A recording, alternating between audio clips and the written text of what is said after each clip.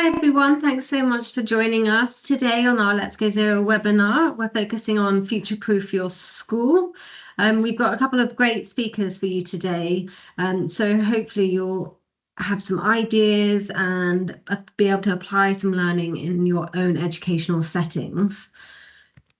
So our speakers for you today are Matt Robinson, the Chief Operations Officer and Scotland Director of Learning Through Landscapes.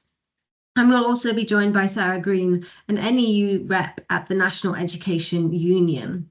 But just before I introduce Matt, I'll just introduce our team here at Let's Go Zero. So I'm Suzanne Gibbon, the Let's Go Zero Programme Coordinator. I'm just going to quickly introduce Let's Go Zero to those of you who aren't aware of us and what we do. And I'm joined here today by Alison Lazenby, who is going to be keeping an eye on the Q&A box and chat box, and will be chairing questions at the end. So please do, if you have any questions at all, drop them in the chat, drop them in the Q&A, and we'll have lots of time to answer them. So just to quickly introduce you to the Let's Go Zero campaign. So we're a national campaign calling for all schools, colleges and nurseries to be zero carbon by 2030. And we realise this is a very ambitious target, but we ask schools, colleges and nurseries across the UK to sign up to the campaign to show their intent and ambition to get to zero carbon. It's really not to say that they have all the answers and you're definitely going to get there and you're doing it all already, but it's to show that intent and ambition, so then we can go to government and prove that there is this growing demand, that schools need support and funding in order to get to become more sustainable in our school buildings and school grounds, and the way we teach and educate our students, and also the pillars, schools are the pillars of our community. So taking that learning out into families and the local community.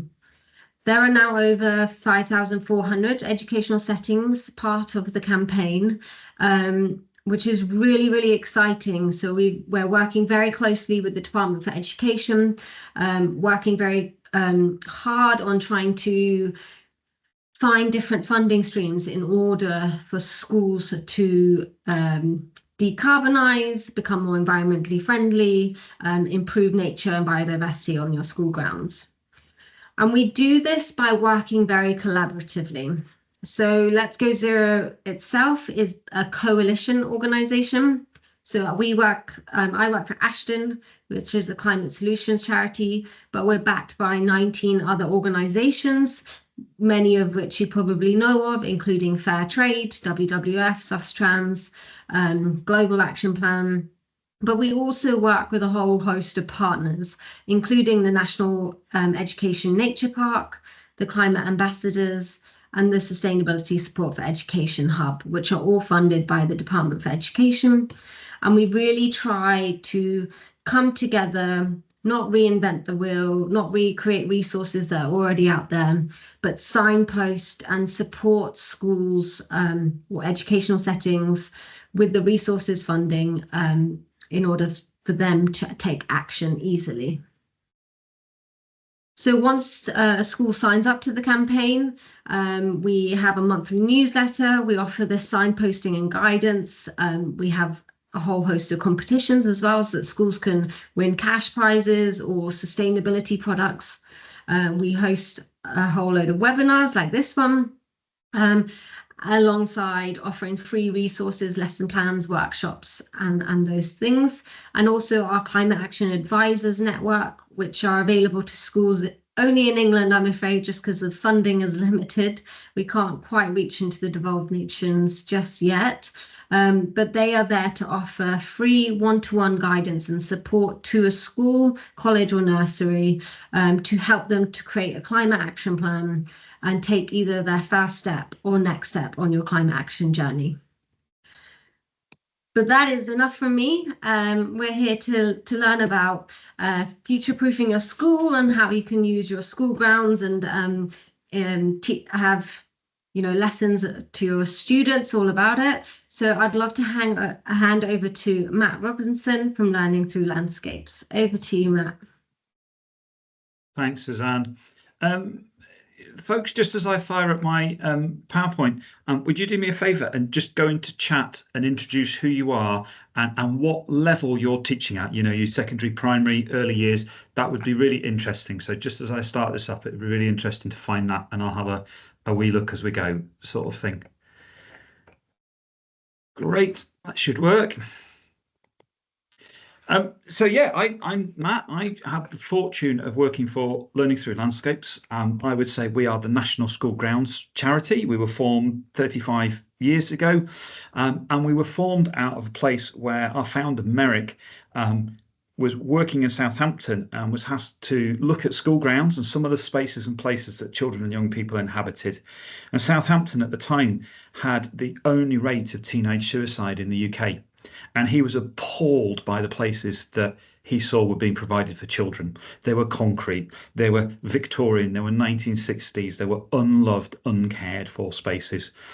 And his view as a landscape architect and with an upbringing that had seen him close to nature was there was something more to it. So that's how we were founded. We were created out of a research project, and here we are 35 years later with an office in England, and I'm talking to you from Stirling in Scotland, where we've got another team. And really, at the heart of what we do is still this. What if we could use the spaces and places on the learning estate that aren't just classrooms? What if our outdoor spaces were inspiring places for learning, for play, for socializing? What about physical activity, physical development, sport, all these reasons that we use school grounds? And often school grounds are that kind of slightly unloved area. It's the place that they're maintained on a low budget. They're not places that teachers necessarily feel comfortable teaching, but they are places where our children spend 20% of their life in break time. They're often the only outdoor space that a lot of our children have. It's the only time they get to go outdoors. And if you provide a space like this for them, that's not necessarily in the best interests of the child. It keeps budgets down. As Learning Through Landscapes, we predominantly work directly with the educators and teachers. The reason we do that is quite strategic. We feel that by working with teachers and educators, we get a whole class out at a time, and we get that whole class out 1, 2, 10, 20 times continually through the career of that teacher. So we tend to put on a lot of early years educator training. We run everything from days to kind of full length long-term courses, like over the course of an academic year. We run forest kindergarten, which is not forest school. It's a place of using local green spaces for play in early years, lead teacher courses, things like this. But that strategy of really investing in the people in charge. And again, that tends to be not going in and teaching teachers how to do it, but working out what works best for them. The picture in the top left there is actually a village up in Aberdeenshire, and I took these teachers on a walk around the village, and we were literally drawing buildings in the village, and then from that we did an investigation. When was it built? How old was it? Who lives there? And so on. And the teachers just went absolutely blown away by what was on their doorstep between science, art, history, and had just not thought this is literally 100 metres from the school gate. Not all of them, but it's fair to say it was a real kind of learning day, and that's the reason we kind of do these things. Our programmes really vary. Yes, there's a lot about building amazing spaces, a lot about involving children in that consultation and that design and development process, but also in things like the science, in using the spaces as inspiration. Imagine trying to write spooky ghost stories sat in a warm, centrally heated classroom surrounded by all the children's learning and work of the previous term, or go and sit outside on that cold October morning, frosty, nippy, grey, moody, murky, and imagine how different the language would be. We've been involved in all sorts of slightly random things. We've been involved in an app, would you believe, that's replacing, when you touch your phone and it kind of vibrates, you can touch your phone and it feels like a feather, or it feels like a stone, or it feels like a tree bark because it vibrates in different ways. So real variety of projects we've been involved in. Very fortunate to have this chap as our founder, and I think this quote sums up a lot of our approach. We're an education charity who happen to do a load of environmental things and happen to be heavily involved in nature, and who believe that actually nature, both the connection for children and the services that it offers, is really, really important. The last few years, as with so many people, we've been becoming more and more aware of the triple crises. So climate change, biodiversity loss, children, young people's mental health. And we're really working hard in those three areas. And I've got a couple of projects I'm going to talk you through now in a little bit more detail. And again, I will stop sharing in a moment and just have a look, see if there's anything in chat or anything like that that I can pick up as we go along. Suzanne, feel free to dive in and offer questions if they go as we go along. Will do. Thanks. So these projects we've run a couple of them. One started, the first one I'm going to talk to you about, looking particularly about the spaces that we inhabit. The second one was informed by the first one. It started working much more with the teachers, the educators as part of it. So the first thing we learned is climate change looks completely different depending on which bit of the country you live in. If you're a school in Kent, you have totally different problems coming your way through our changed climate than a school in West Wales, or a school in Glasgow, or a school up on the Orkney Islands. And actually really understanding not only the climate change that you're going to see, but the community and the challenges that are brought through that are really, really important. And a lot of climate resources are very global and are very generalistic. Dare I suggest, as somebody with the luxury of sitting in Stirling talking to you, written with a South East England and London perspective in mind. And that's not always the case. So you need to do your research. These three slides just come from the one on the left, comes from a piece of work from the colleges and universities looking at climate adaptation in their estate and their learning estate, and it generalizes it by country. And you can just see that, you know, for example, London has significant sea level rise and much warmer summers and winters, whereas actually up in Scotland, we're looking at much wetter is maybe our challenge. And maybe if you're out in Ireland, you're looking at wind. And the two on the right, again, the centre one shows projected overheating in 50 years' time. And the one on the far right is about wind speeds and predicted storm wind speeds and where they're going to hit.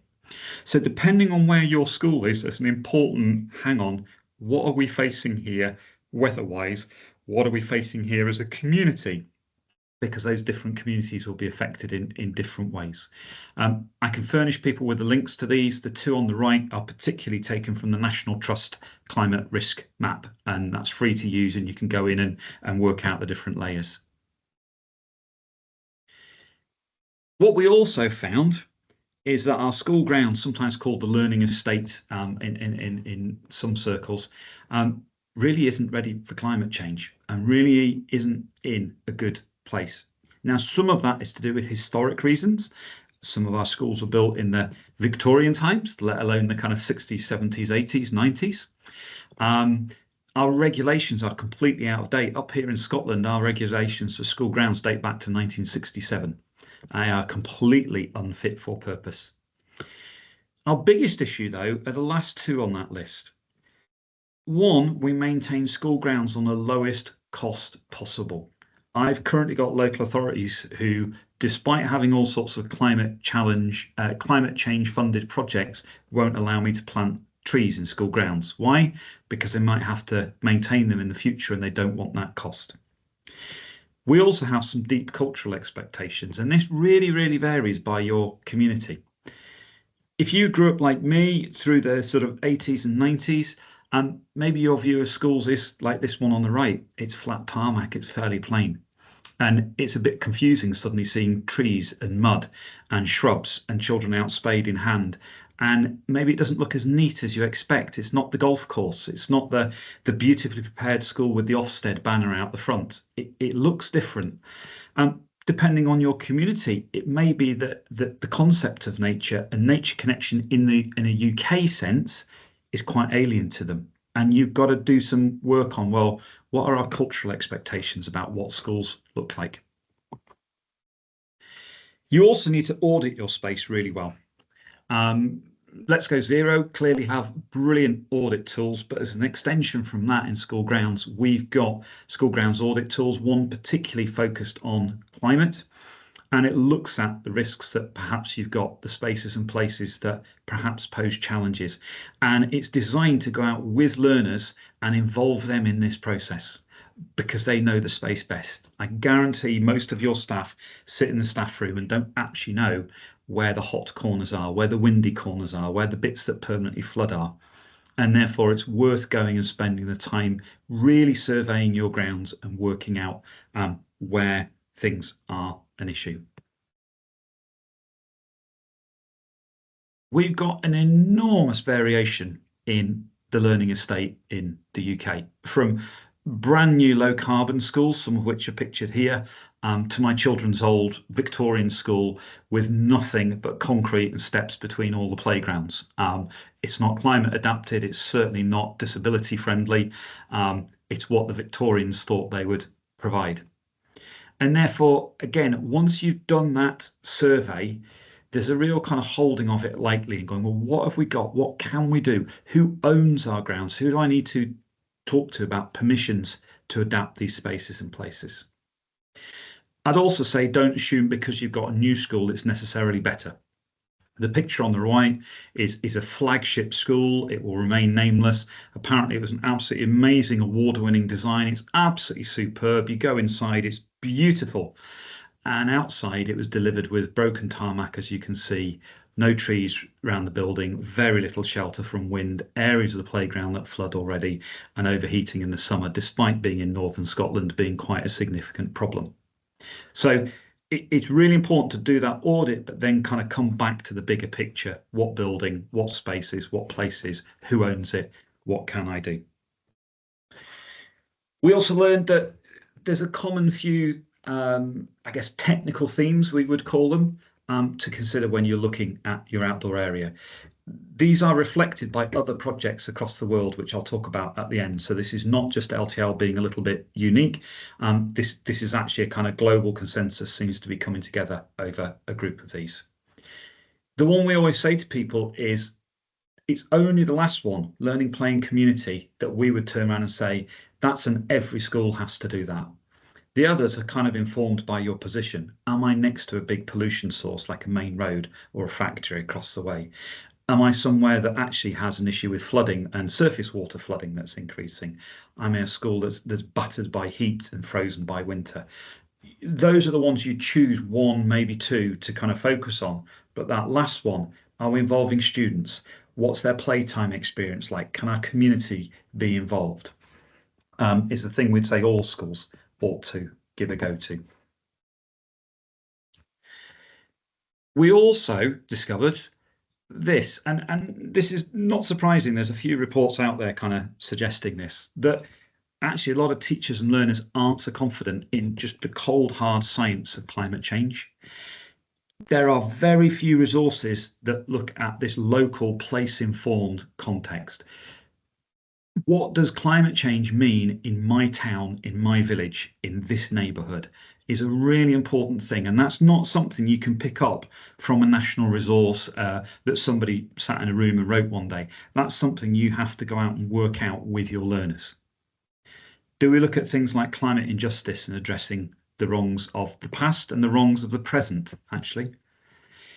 When we design a lot of climate work, there needs to be real thought given to climate anxiety and the process by which we let children learn these things, but also kind of go through a proper process of almost grieving, of upset. Do we allow that to happen? Do we allow that conversation, or we're purely invested in teaching the science? Because if we teach the science, we're going to frighten a bunch of children. And actually, it's really, really important to consider climate anxiety from the start. I would turn around and say it's actually a safeguarding issue. And being critical, perhaps, I think there's a few climate projects out there at the moment that perhaps are slightly disingenuous, perhaps skip over some of the climate anxiety, maybe make some huge claims about reach without actually having changed much and therefore doing a bit of a disservice. We have to develop a climate of collective hope. Do our children, our staff, our parents, our community believe that somehow we can roll back, fight against some of the worst impacts of climate change? And that's not necessarily rolling back climate change, that's the impacts of it. And I think this is a piece that I think has sort of bypassed a lot of people at the moment. We're teaching about climate change and the mechanism, and actually moving on to the what does it actually mean here is really important. And if I understand what it means here, I can start to tackle that and develop that hope. And the last one is, how do we involve our children in making adaptation to spaces? I love the fact that we're seeing more and more schools with double glazing, solar panels, proper insulation, all that kind of stuff. Fantastic. But once they're on, and even before they're on, how much do children get involved in it? Whereas actually using the ground level playground spaces is something that, one, children can pick up a spade and enact for themselves, and two, it's never completed. First project I'm going to talk about is Climate Ready School Grounds. So this was a project with Architecture and Design Scotland up here in Scotland. And we wanted to consider, well, what would the grounds of the future look like? How would we adapt our school grounds, the spaces? And this had two sides to it. One was for all the landscape architects and the people designing lovely new schools. And one piece was about, well, what if you got an existing school and you're a teacher and some pupils and some keen parents and you want to do something about it? How might you adapt it? Fascinating picture on the right, by the way. That is central London, and that is a school I went to visit on a roasting hot day, dripping with sweat. Walked into the school and look at this cool, calm oasis of sheltered classrooms right in the heart of London. And it just shows you what can be done on what is a really tiny little space, and yet they've got that shade and that shelter that they needed. My journey started off a few years ago. I was out in Asia working with some schools there with Learning Through Landscapes, and I was called in to see a multi-million pound brand new school. And they had provided plastic grass, unsheltered from the 40-degree heat and sun, and black metal climbing frames, which in the first couple of weeks actually sent multiple children to hospital with burns. And it really made me kind of sit up and go, oh my goodness, how can we be in a place, a climate where the designers knew we were in this hot Asian climate, and yet somehow plastic grass and metal and concrete was the predominant kind of tool that had been put in. And thankfully, they kind of recognized their mistakes and they were putting significant effort and resources into rectifying it, more planting, more trees, more shelter, more shade. But it was a real wake up for me, perhaps maybe 8 years ago when I went on that trip. And I think this for me maybe sums up some of what we're looking at with the UK. On the left is something we'd probably look at and go, hey, very typical school in the UK, quite concrete, maybe some play equipment for the younger children. To the right is a playground in Germany. And I challenge you to see the difference. On one hand, hey, we've got a slide, we've got something to climb up on, we've got somewhere to rest, we've got somewhere to run and ride bikes. But actually look how much sheltered it is on the right. Look how quickly rain will drain away. Just a really different experience for the children involved in those playgrounds. As part of the Climate Ready School Grounds, we created some workshops. So there's some very simple, surveying the school. What can we do? How can we get there? How do we make those changes? And what we'd say is that actually we've got a real challenge on to work with our students and consider these different spaces. So the picture in the top right is actually in Belgium. And here they've got issues of surface water. It's very low-lying country. These playgrounds were flat tarmac, basically paving slabs. And actually over in this area of Flemish Belgium, the local council and the local government is paying schools to remove the tarmac and replace it with more climate-friendly, quick draining, more sheltered spaces. So in the background of that picture, you can see some really mature trees, but in the foreground, this just used to be concrete. And now actually they're getting so many euros per square metre to renovate these spaces. The lower right photograph, typical kind of 1960s, 70s school, but those mature trees are doing a huge job. And I think I've got to question how we work with students, how we work with the landowners of different schools to be putting in the mature trees of tomorrow, of 10, 20, 50 years time to shelter those buildings. And on the left, you can see some fresher trees, some newer spaces, an area where this could have just been left to grass, but actually the shelter from the trees in the summer, the drainage that they mop up more moisture, the wind speed they reduce, just all protects the building and yet still creates this lovely space below them. And we're not talking huge differences. Our buildings here in these two examples are very similar, but actually just by introducing the greenery to it, we've got a similar building, we've got our bike rack, we've got our play space, but one happens to be much more nature focused and using those nature-based services. The good news is pupils can get involved in this at all ages, from creation and ongoing maintenance. When we finished the Climate Ready School Grounds project, we'd focused particularly on the spaces. And actually what came out really clear to us is this involving of students, involving of teachers in it. Did we have the understanding not only of what climate change was, but this kind of nature-based services, this climate adaptation outside our school grounds? And it just wasn't there. Again, this global focus, not a local focus, was an issue. And I think the last one we bumped into with a lot of teachers who weren't confident was, it's one more thing I've got to teach.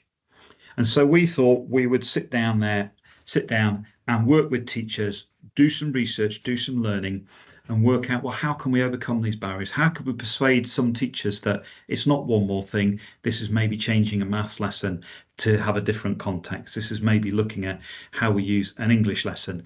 Maybe it's something where we've got a piece of science, and yes, we've got to plan that new science module, but once it's in and it's done. And it's not an extra module, it's just part of the science that you're going to teach, preparation for exams and things like that.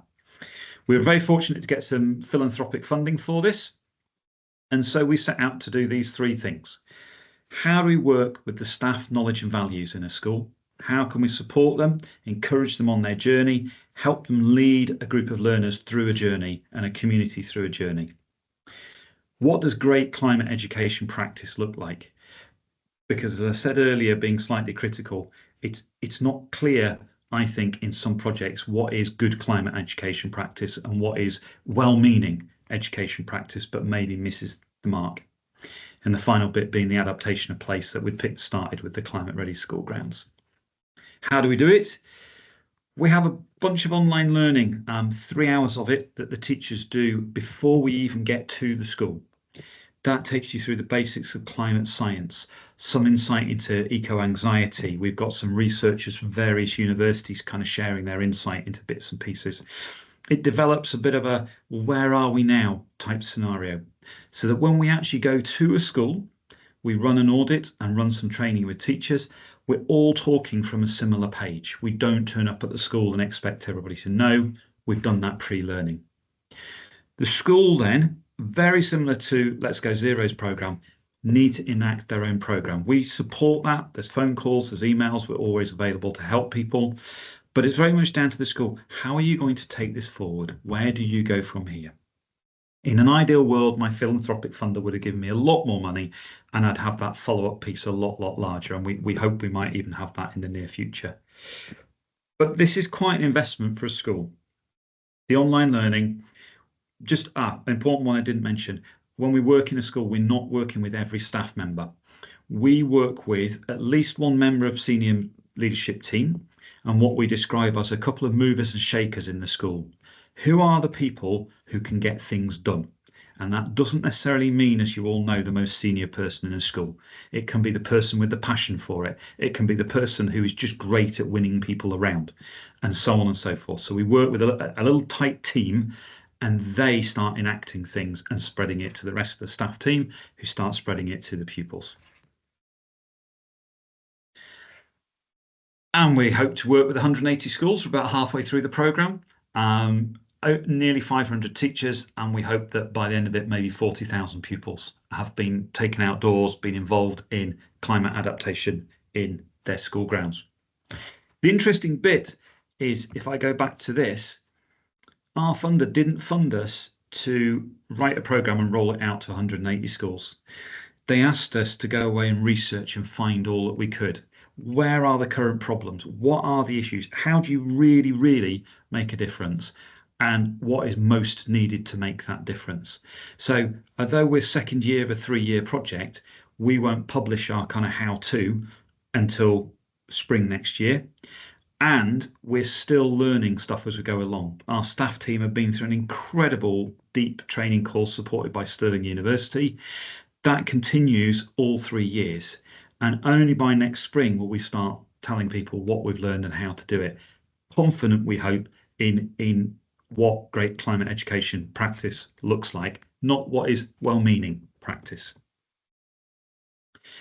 I've got a couple more minutes. I'm just going to share a couple of bits of inspiration, and I make no apologies. I'm going to go around the world with this one, partly because I want to show you we are not alone in taking on some of this. This is happening around the world.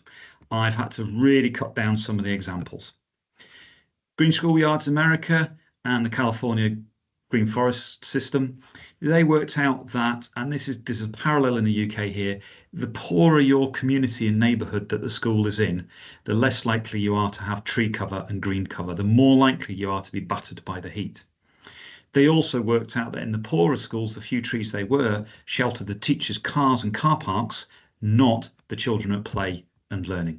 And therefore they're addressing that by transforming the schoolyards into quite literally forests for the forthcoming heat waves and issues that they are seeing. It also addresses issues of things like their forest fires and things like that, because fresh maintained forests don't have the dead wood and things like that. They cut down the wind speed. It actually protects from a lot of the kind of forest fires and things that we've seen recently. This is back out in Belgium. This is at the International School Grounds Conference and the Cool Schools Europe Conference that some of our team went to. And again, just showing that variety of just a football pitch, but being surrounded by a small hedge, by more trees. Instead of just flat mown ground, it's actually got some greenery and much deeper greenery coming in. A city centre courtyard school where every wall, everywhere we went, had these fresh planters. They'd only put them in weeks before we arrived. But fast forward a couple of years, there will be climbing plants all over the outside of these buildings. The courtyards will be becoming green, cooler, moisture-laden spaces, and spaces the children will be sitting in amongst these plants and gardening and maintaining these plants as well. To give you an idea of the ambition that there was out in Belgium, here's a fairly typical Belgian school, 1,000 square meters of tarmac. Some of you might look at it and go, that looks so like my school. That's what it looks like now. And I think one of the things I would like to take from Belgium is the scale of ambition.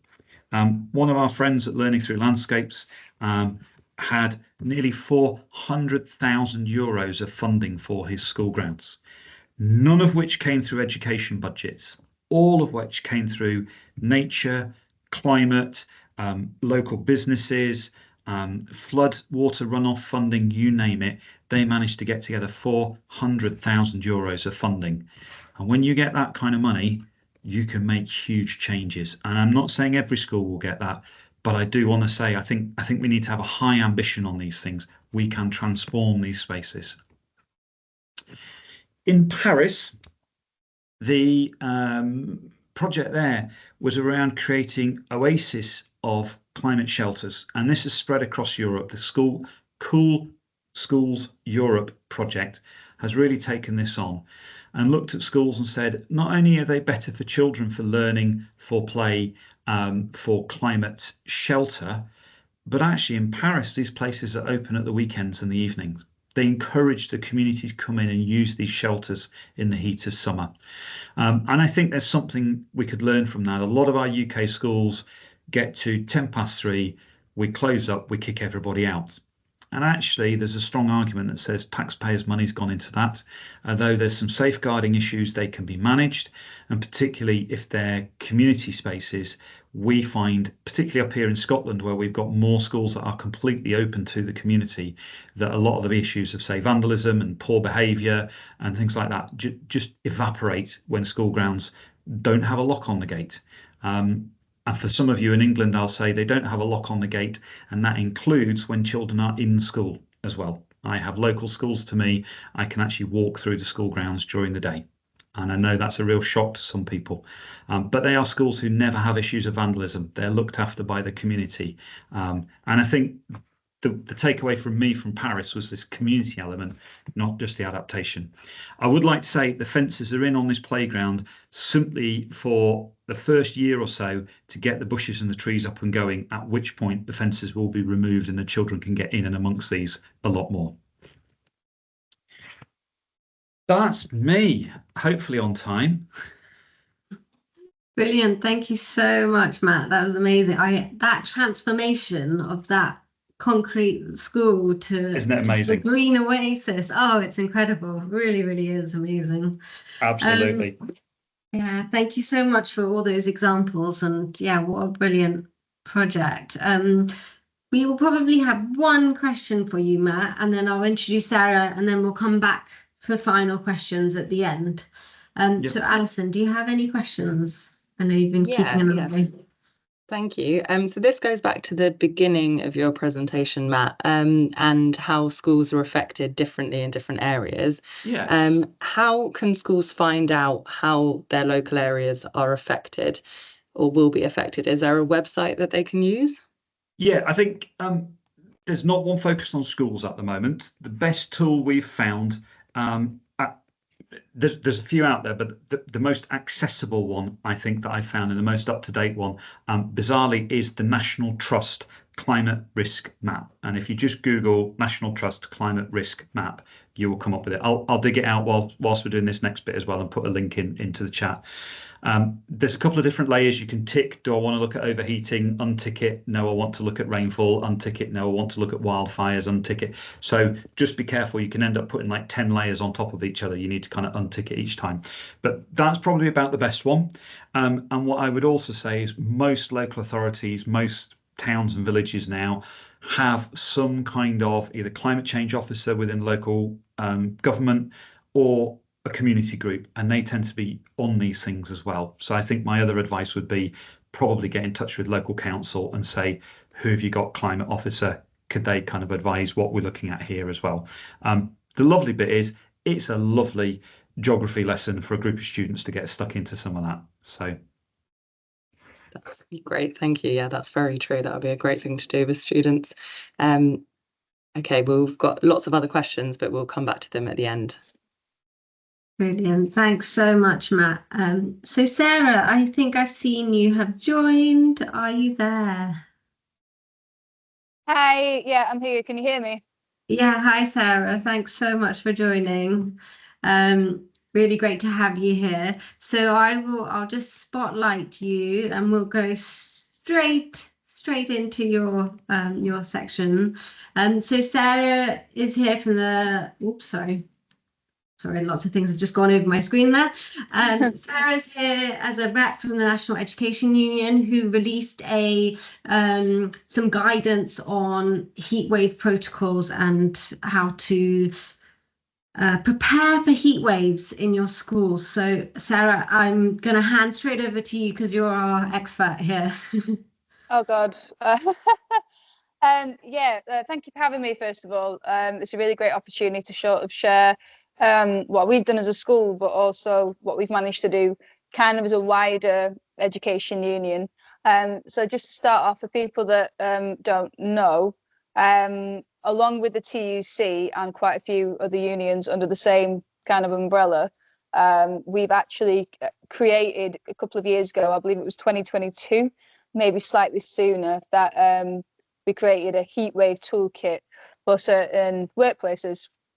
And I believe that came off the back of people that were doing kind of more strenuous work, strenuous labour, and what was becoming, less and less kind of deniable as climate change has become more prevalent and temperatures have soared, is that people in certain workplaces are not safe doing so when it gets to a certain level of heat. So it started off with people working in construction, because they are obviously people that work in strenuous labour conditions. And it was brought to the fore by the TUC that what is considered, well, it was, it was off the World Health Organization recommendation, but it was kind of like brought to be pushed for legislation by the TUC that there needs to be a legal maximum working temperature. And that whole campaign has stipulated that for strenuous labour, 27 degrees and everything else 30 degrees. So that's kind of a bit of context into the trade union side of it. For my union specifically, how I kind of got quite active in getting something put into place was 3 years ago now. We had that huge heat wave where we saw some of the highest temperatures ever recorded. I believe was it Heathrow, somewhere near London, where it hit 40 degrees C. And because there isn't any legislation for schools or a lot of workplaces for, to that end, there was very, very little we could do to not only keep our children safe, but to keep our staff safe as well. So our local authority is Greenwich Local Authority.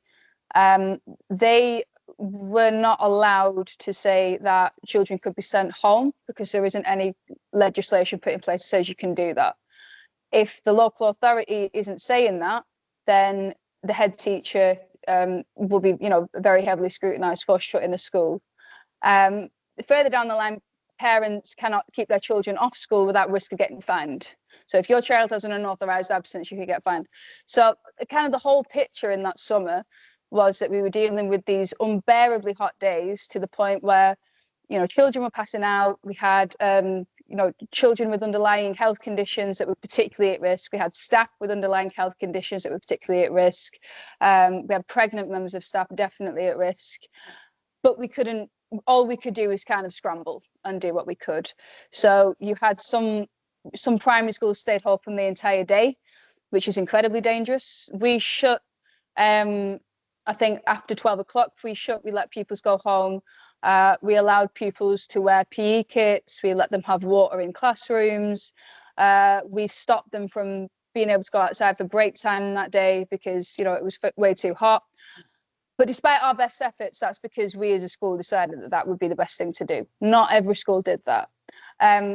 So after that, a good friend of mine called Linda, who's been in Greenwich NEU for quite a number of years, actually ran a survey of people in primarily primary schools, but high schools as well, to see how they responded to the heat.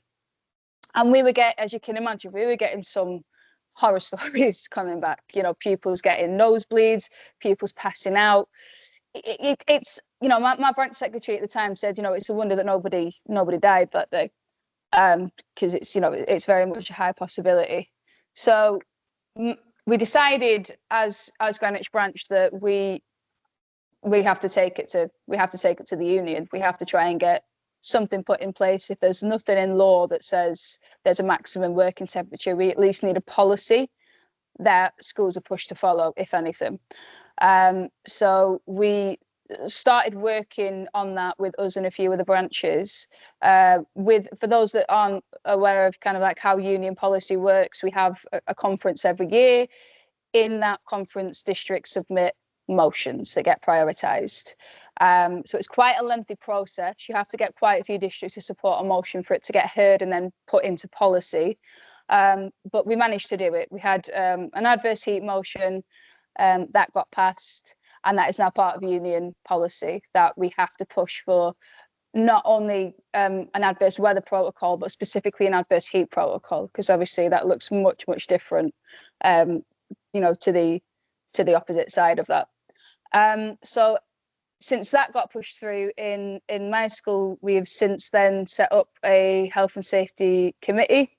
I have a health and safety rep. In some schools, they can also have what's called a green rep, which is effectively quite similar to a health and safety rep, but focuses specifically on the effects of climate change, making sure that any new infrastructure is sustainable. But with that health and safety committee, we drew up a model policy that is now part of our school policy, and it's part of the wider what we call trust policy, because every school is currently in a multi-academy trust, which is basically an organisation that runs a group of schools that used to be local authority. So the whole trust now has this adverse heat policy that they have to adhere to, so we don't have that situation again. Yeah, that's what we have done so far.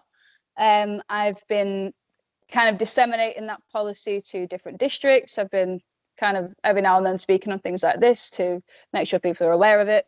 If anybody does happen to be in a school or a workplace that doesn't take their policy seriously when it comes to adverse heat, then I'm very happy to share that. But yeah, that's all from me. Brilliant. Thank you so much, Sarah. And it's amazing to see the journey you've been on in terms of experiencing that. I remember that it was July, wasn't it? It was just crazy temperatures, to then actioning it in terms of policies and ensuring your staff and students are safe. I'm just going to pop into the chat. It's the Joint Union Heatwave Protocol, for those who want to look at it. What would, just a very quick question, because I actually think we're out of time, but very quickly, question for me, I'm going to take Chair's priority. What would be your top tip for schools who are slowly starting to think about this now? Maybe they don't have anything in place. I would, assuming that there is a rep in the school, I would say survey the members. If there's no rep in the school, then get a small group of you together who are also having these sort of problems, and send, do a survey of, how are you being affected by the heat? If you need to do it retroactively, then that could work as well. If you're speaking about that sort of summer, which might be quite difficult, but either way, get a consensus of people, and get a consensus of what people actually feel about it. Kind of aligned with that top tip would also be the Health and Safety Act is your friend. The 1974 Health and Safety Act about duty of care at work. I always say that health and safety reps are the most protected in the entire GAF, because you can't really mess with that act. So yeah, run a survey and use the 1974 Health and Safety Act as much as you possibly can. Yeah, brilliant. Thank you, Sarah. No, great. And yeah, and I think just to add to that as well, just to plan now. It might seem like we're not going to, it's March and it's being a bit chilly. It might not seem like a heat wave's going to come anytime soon, but you just never know these days, and just to plan and ensure your staff and students are safe. You say that, Suzanne, but up here in Scotland, we're actually under extreme fire risk because of the dry spring so far, and we are already facing excess heats for this time of year. So it's coming. Oh wow, there we go, Matt. Thank you. Yeah, exactly. So I think use the resource. What was it called again, Matt? I think you put it in the National Trust interactive map. Yeah, so that's in the chat, and I've also linked to our Climate Ready School Grounds resource as well. That's got even more how-to in there as well. Brilliant, thank you so much. Yeah, really use all the resources from this webinar. I'm afraid we are 3 minutes over, so if anyone does have any questions that have been unanswered, we will follow up with answers with Matt and Sarah, if that's okay, and then we'll follow up in our follow-up email with the presentations and recording of this webinar, so you'll all have the answers for you. But really, really big thank you to Matt and Sarah. Really great resources and insights into how to sort of start preparing for what's to come, really. So brilliant. Thank you so much, both of you. And thank you for everyone for joining.